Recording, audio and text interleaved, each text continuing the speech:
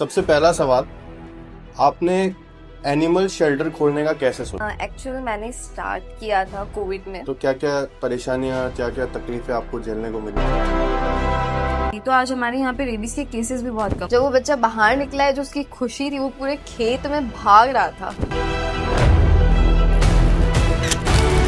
Parrots वगैरह दिखा करते थे, अब वो दिखाई नहीं देते हैं। फर्स्ट टाइम एक मंकी का रेस्क्यू करा था। 100% में से आप देखो 20% लोग ऐसे हैं जो इनके बारे में भी सोचते हैं। टेस्ट एंड टॉक शो में आप सभी का बहुत बहुत स्वागत है। आज हमारे साथ सोशल वर्कर दिव्यांशी सिंह जी हमारे साथ मौजूद है। बहुत बहुत स्वागत है आपका। Thank you. सबसे पहला सवाल, आपने एनिमल शेल्टर खोलने का कैसे सोचा? एक्चुअली मैंने स्टार्ट किया था कोविड में। जब हमारा फर्स्ट कोविड का लॉकडाउन लगा था, तब देखा होगा आपने कि सबसे ज्यादा जो परेशान हो रहे थे वो जानवर, क्योंकि लोगों को खाना नहीं मिल रहा था, कहीं से कोई मदद नहीं मिल रही थी। तो हमने तब फीडिंग का स्टार्ट किया था। फीडिंग करते करते हमें बहुत सारे जानवर ऐसे मिले जिनको केयर की जरूरत थी। तो वहां से हमारा ये था मोटिव कि हमें एक शेल्टर क्रिएट करना है, ताकि ऐसे नीडी एनिमल्स जो है उनको हेल्प मिल सके। तो जब आपने जो एनजीओ शुरुआत की, तो क्या क्या परेशानियां, क्या क्या तकलीफें आपको झेलने को मिली? सबसे बड़ी परेशानी थी समाज, और एक तरह से कह सकते हैं तो खुद की फैमिली भी। कॉज ये एक तरह से वर्क नहीं माना जाता है। लाइक उनकी निगाह में कह सकते हो आपकी इस चीज का कोई फ्यूचर नहीं है। एंड बहुत बेतुकी सी ये चीज होती है। तो या सबसे बड़ी प्रॉब्लम समाज थी। जब भी हम कभी किसी को रेस्क्यू करने जाते थे या कुछ भी ऐसा होता था, तो हमें यही बोला जाता था कि इसे लेके जाओ या इसे मार दो, या फिर आप इसे कहीं जाके फेंक दो, हम काफी परेशान हो रहे हैं। जबकि परेशान वो बच्चा होता था आखिर में, बट उसे लोग इतना परेशान कर देते कि वो आधा वैसे ही मर जाता था। वो हमारे लिए काफी बड़ी डिफिकल्टी थी लोगों को फेस करना, उस बच्चे को ट्रीटमेंट देने से ज्यादा। किस प्रकार के जानवर आपको यूजुअली मिला करते थे? स्टार्टिंग में हमने डॉग से स्टार्ट किया था, क्योंकि मुझे इतना एक्सपीरियंस था नहीं इस फील्ड में। तो सबसे पहले हमने डॉग से स्टार्ट किया था। हमें फर्स्ट डॉग हमारा मिला था जिसको मैगेट पुंड था। उसे कीड़े खा रहे थे, एक्चुअली उसका गला पूरा खत्म हो गया था।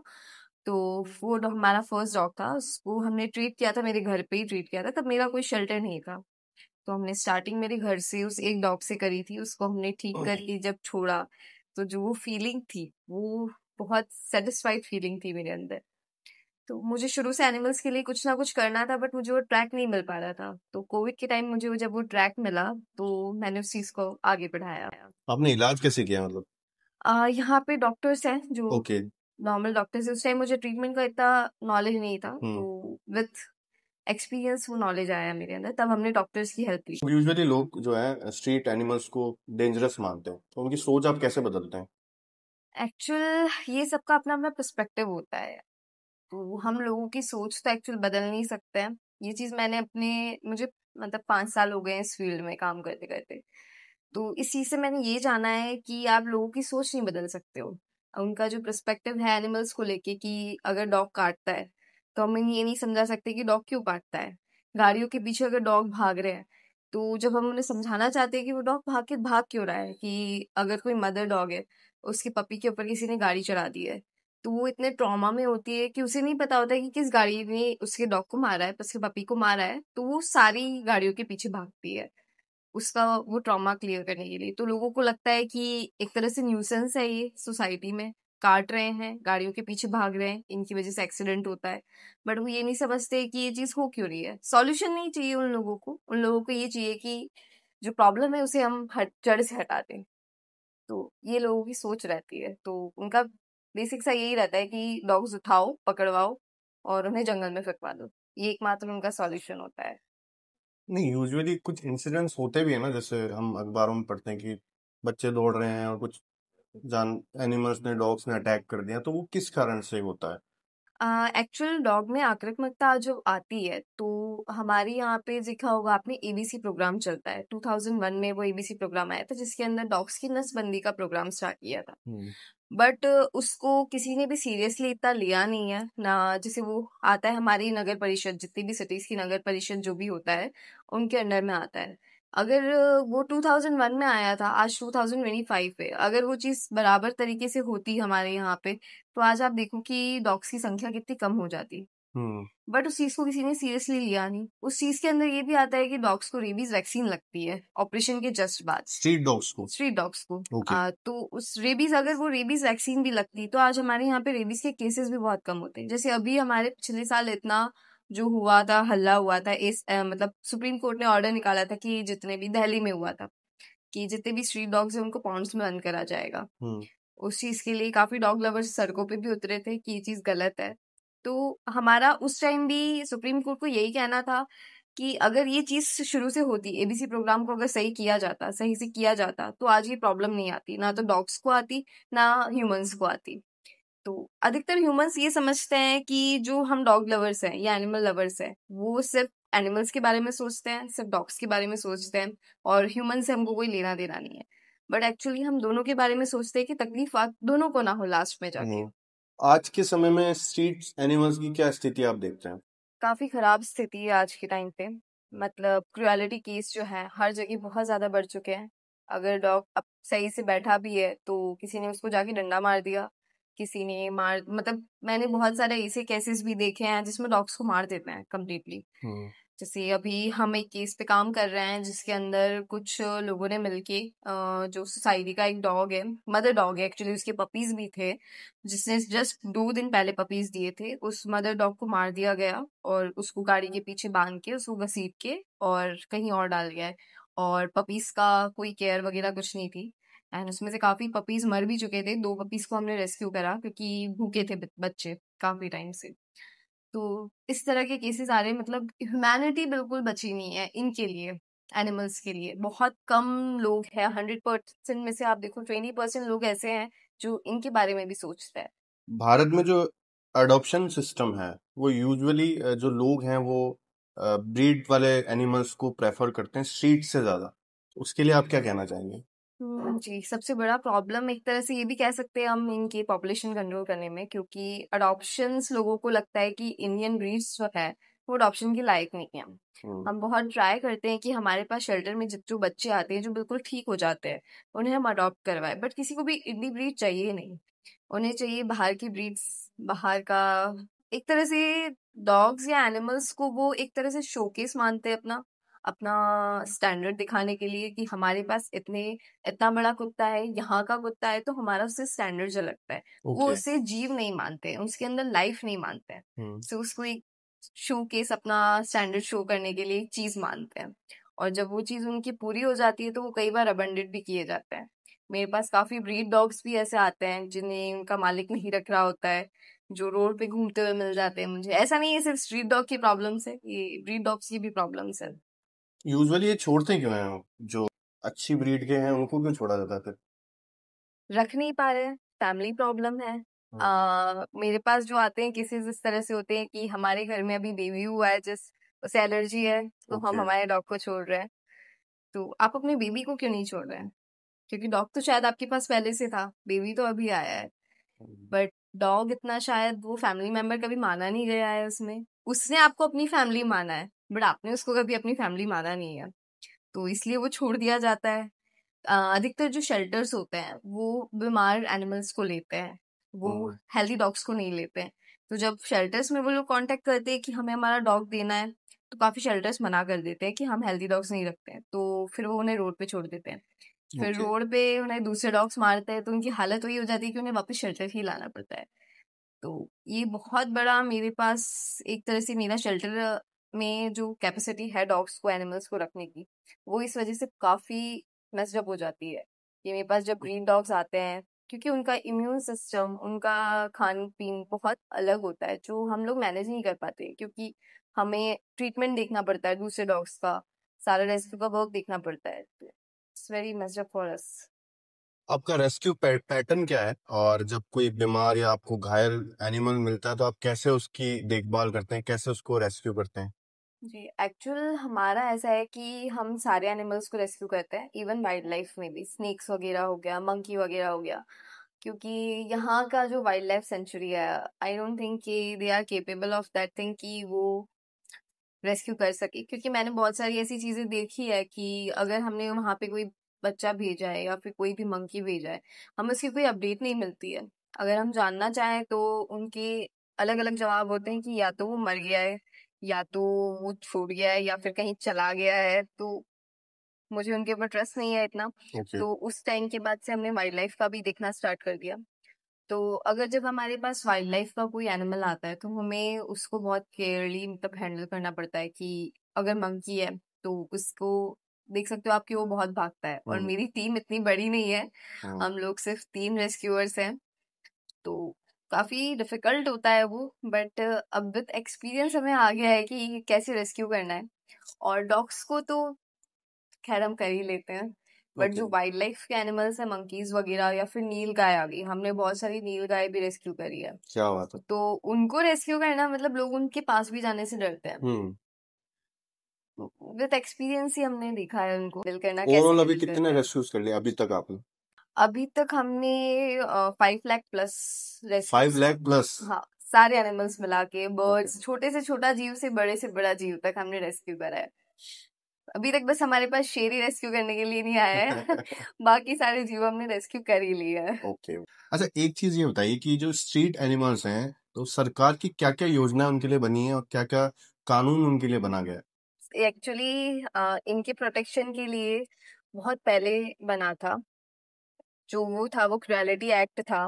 उस क्रुएलिटी एक्ट के अंदर ये था कि अगर आप किसी को, किसी भी एनिमल के प्रति अगर क्रुएलिटी करते हैं या उसे डंडा मारते हैं, तो आपको हर्जाना भरना है 50 रुपीज का। ओके।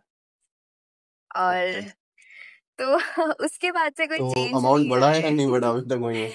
हम हमारी एनिमल लवर्स की लड़ाई सरकार से सिर्फ यही है कि हम्म। हमें इस एक्ट में चेंज चाहिए। तो आप क्या क्या चेंज चाहते हैं?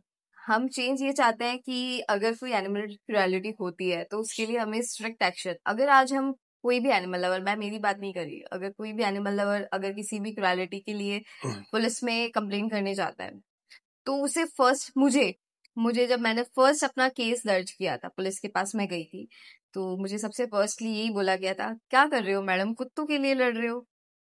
दुनिया में इतने केसेस, आप कुत्तों के लिए लड़ रहे हो? मैंने बोला भैया कुत्तों में जान नहीं है। आप केस रखिए, जब लॉ बना हुआ है एटलीस्ट 50 रुपीज ही है उसके ऊपर, आप केस तो दर्ज करिए, आप एफआईआर तो लिखिए। उन्होंने मेरी एफआईआर लिखने से मना कर दिया। ओके। तो ये अभी तक ये चीज हो रही है कि जितने भी एनिमल लवर्स है, जब भी वो एफआईआर लिखवाने करवा चाहते हैं या फिर करते हैं, तो उन्हें इस तरह के जवाब मिलते हैं, या फिर उनकी एफआईआर लॉग नहीं करी जाती है, कुछ भी नहीं होता है। जबकि अगर किसी को रेबीज के डॉग ने काटा है या फिर किसी डॉग ने काटा है, तो उसकी एफआईआर तुरंत ली जाती है। तो अगर आज आप देखेंगे ओपन करके, अगर आप ना गूगल ओपन करेंगे कि कितने रेबीज केस हुए हैं इंडिया में, तो आपको पूरी अच्छी खासी अमाउंट मिलेगी उसकी। ओके। बट अगर जब आप देखेंगे क्रुएलिटी केस कितने हुए हैं, तो वो आपको वो नहीं मिलेगा, कोई उसका रिकॉर्ड्स डाटा नहीं मिलेगा, रिकॉर्ड कोई नहीं मिलेगा, रिकॉर्ड्स नहीं। क्योंकि लॉग ही नहीं हुई है वो एफआईआर। और वो इसी कारण लॉग नहीं हुई है। ये एक पूरा सिस्टम का कह सकते हो, आपकी प्लानिंग है। ओके। कि हम अभी, जैसे जो मैं आपको केस बता रही थी सुप्रीम कोर्ट का, उस टाइम यही चीज हुई थी कि कहाँ है क्रुएलिटी केस। तो लॉग भी नहीं हुए तो हम कैसे बताएंगे क्रुएलिटी केस कहाँ पर है? तो हम वो चीज भी चेंज करना चाहेंगे कि अगर जब सरकार की तरफ से ये चीज सबको बोली जाएगी कि इसके ऊपर केसेस ज्यादा हैं, आप लॉग्ड करिए, आप इसके ऊपर एक्शन लीजिए या फिर कुछ करिए, इसकी अमाउंट बढ़ा दी जाएगी, या फिर जेल या फिर बेलेबल ऑफेंस, इस तरह से करेंगे तो हो सकता है। हम बस वो चेंज चाहते हैं इस लॉ में। ओके। अच्छा, आपके शेल्टर को कितना टाइम हो गया है और अभी आपके शेल्टर में कितने एनिमल्स हैं? मेरे शेल्टर को अराउंड 5 years हो गए हैं, ओके। और अभी मेरे पास 80 to 85 एनिमल्स हैं जिनकी डेली बेसिस पे केयर होती है। उसमें क्या क्या है मोस्ट ऑफ दी? हमारे पास सारे हैं डॉग्स, अधिकतर ज्यादातर हमारे पास डॉग्स हैं, उसके ओके। बाद हमारे पास काउज आती है, और फिर बकरियां और चिड़िया वगैरह, मंकीज भी है। मंकीज में भी जैसे जिनकी मदर को, छोटे बच्चे हैं उनकी मदर को करंट लग गया है हम्म। तार पे लटक के, तो वो रह गए हैं, तो वो हैं सारी तो अधिकतर। आप लोग क्या, जब इनका इलाज हो जाता है तो उनको छोड़ देते हैं या कैसे क्या रहता है प्रोसेस इसका? जो एनिमल्स ठीक हो जाते हैं कम्प्लीटली, जो बाहर सरवाइव कर सकते हैं, उन्हें हम वापस उनकी जगह पे रिलीज कर देते हैं। बट काफी एनिमल्स ऐसे होते हैं, जैसे कि डॉग के ऊपर गाड़ी चढ़ गई है तो उसकी बैकबोन डैमेज हो गई है, जिसकी वजह से वो पैरालाइज हो गया है, तो वो रिकवरेबल नहीं है, वो लाइफ टाइम वो पैरालाइज ही रहेगा। तो उसे लाइफ टाइम केयर की जरूरत है, वो हमारे शेल्टर्स में ही रहते हैं। तो अभी मेरे पास 80 to 85 एनिमल्स ऐसे हैं जो लाइफ टाइम ठीक नहीं हो सकते हैं। ओके। तो वो लाइफ टाइम के लिए मेरे पास है। बाकी केसेस आते और जाते रहते हैं। अच्छा, लोग आते हैं आपके पास एडॉप्शन के लिए एनिमल्स को? बहुत रेयर केस, लाइक 2%। तो उसके लिए अवेयरनेस कुछ आप करना चाहते हैं या आपने कुछ सोचा है? हमने काफी अवेयरनेस कैंपेन स्टार्ट करे थे इनके लिए, कि हमने लोगों को बताया कि जो इंडियन ब्रीड्स हैं, आप बाहर की अगर ब्रीड लेके आते हैं डॉग की, तो उन्हें देखा होगा आपकी कि काफी केयर की जरूरत पड़ती है। लोग हस्की लेके आते हैं, जबकि हस्की यहाँ के एनवायरनमेंट के लिए बना नहीं गया है। वो एक्चुअली ठंडा एनवायरनमेंट चाहिए उसको, आप उसको यहाँ के एनवायरनमेंट में ला के रखोगे तो वो बीमार होगा, ऑब्वियस सी बात है। तो लोग उनके ऊपर इतना पैसा खर्च करते हैं, इतना सब कुछ करते हैं, और फिर जब वो ज्यादा बीमार हो जाते हैं तो उसे छोड़ देते हैं। इसकी बजाय आप इंडियन ब्रीड अडॉप्ट करेंगे तो वो ज्यादा, क्योंकि उनका इम्यून सिस्टम हमारे इंडिया के लिए बनाया गया है। अगर नेचर ने कोई चीज आपको दी है, नेचर ने हस्की को यहाँ क्यों नहीं बनाया, नेचर ने हस्की को क्यों उधर का बनाया? क्योंकि वो यहाँ सरवाइव नहीं कर सकता है। आप पूरा नेचर के साथ अगर इस तरह का खिलवाड़ कर रहे हैं, तो वो अगर हम चीज लोगों को समझाने जाते हैं तो दे डोंट गेट इट, कि ठीक है, मैंने आपको बोला जिस तरह से एक स्टैंडर्ड मेंटेन करना होता है लोगों को, तो स्टैंडर्ड मेंटेन करने के लिए वो एनिमल्स का यूज करते हैं एक तरह से। अच्छा, आपके रेस्क्यू का अभी तक का कोई यादगार पल या कोई फनी मोमेंट आपको याद हो जो आप शेयर करना चाहें? यादगार पल तो मेरा जो फर्स्ट रेस्क्यू था, हम्म। वो मैंने आपको बताया, सबसे यादगार मेरे लिए वही था, वो मुझे आज तक याद है। एंड फनी मोमेंट्स हमारे लिए तब था जब मैंने फर्स्ट टाइम एक मंकी का रेस्क्यू करा था। ओके। क्योंकि उसे उसने हमें शायद 2 घंटे तक दौड़ाया था, क्योंकि मुझे एक्सपीरियंस नहीं था कि उसे कैसे रेस्क्यू करते हैं। तो या उसने मुझे बाइट भी कर लिया था। ओके। तो या वो मेरे लिए काफी फनी था उस टाइम, किस तरह से हम वो उस केस को आज तक मेरे रेस्क्यूअर्स जितने टीम है वो भी याद करती है कि हम लोग उस टाइम उसको किस तरह से रेस्क्यू किया था। एक केस हमारा इस तरह से हुआ था कि जो मुझे काफी याद है, एक गांव था, तो लाइक यहाँ से 20 किलोमीटर दूर एक गांव, मुझे गांव का नाम याद नहीं है, लाइक 1 साल पहले का इंसिडेंट था। वहां पे ये हुआ था, एक बच्चा था जो 80 फीट कुएं में गिर गया था, डॉग था वो, और 2 दिन से वो फंसा हुआ था। उन गांव वालों को 2 दिन बाद मेरा नंबर मिला, बट वो गांव में से ऐसा कोई भी नहीं था जो उसमें उतर के और उस बच्चे को रेस्क्यू करे। तो वो मुझे कॉल कर रहे थे कि हमारे यहाँ पे इस तरह से फंसा हुआ है। उन्हें नहीं पता था कि हमारी जो रेस्क्यू टीम है वो सिर्फ 3 लोगों की है। तो जब हम वहां पे गए तो सबसे पहले तो वो मुझे देख के शॉक हुए कि ये मैडम कैसे करेगी रेस्क्यू। तो मैंने उनको बोला कि मैंने फर्स्ट उनसे रिक्वेस्ट करी कि मेरे पास गियर्स है, सेफ्टी गियर्स है, आप में से अगर कोई नीचे जाके उसे ऊपर लेके आ जाए तो मैं अपने सेफ्टी गियर्स यूज कर ले। बट उन्होंने मना कर दिया, मैडम कुएं में अगर सांप हुआ, मैडम अगर कुएं में कुछ हुआ तो हम तो नहीं कर सकते, आपको करना है रेस्क्यू तो हमने आपको बता दिया, आप कर लीजिए, वरना कोई बात नहीं, इसमें मर जाएगा। उनको इतनी चिंता नहीं थी उस डॉग की। तो ठीक है, मैंने दूसरा वो थॉट नहीं लिया मेरे इसमें, मैंने सेफ्टी गियर्स पहने और मैं कुएं के अंदर उतरी। हुआ काफी गहरा था वो, और ठीक है, मैंने अंदर उतर के उस बच्चे को जब बाहर निकाला तो दे वर ऑल शॉक्ड कि कैसे कर लिया इन्होंने। तो फिर तब मैंने उन्हें ये चीज बोली थी, आप सब इतने बड़े लोग हो, मतलब इतने मेच्योर, ठीक है आपने मुझे बुलाया सब करा, बट आपने थोड़ा सा भी एफर्ट्स नहीं लगाया उस बच्चे को बाहर निकालने के लिए। आपने दूसरी थॉट में मुझे ये बोल दिया, मैडम करना है तो करो, वरना कोई बात नहीं, मर जाएगा इसमें। जब वो बच्चा बाहर निकला है, जो उसकी खुशी थी, वो पूरे खेत में भाग रहा था, तो उसे 1 घंटे तक वो उस पूरे खेत में भागा है। तो यार इट वाज लाइक, लोगों के लिए वो चीज नहीं है कि ठीक है मर जाएगा तो मर जाएगा, क्या हो जाएगा, क्या ही ज्यादा से ज्यादा क्या हो जाएगा। ठीक है, हमारा काम था बताना, हमने बता दिया। ठीक। आपके एनजीओ का मुख्य विजन क्या है?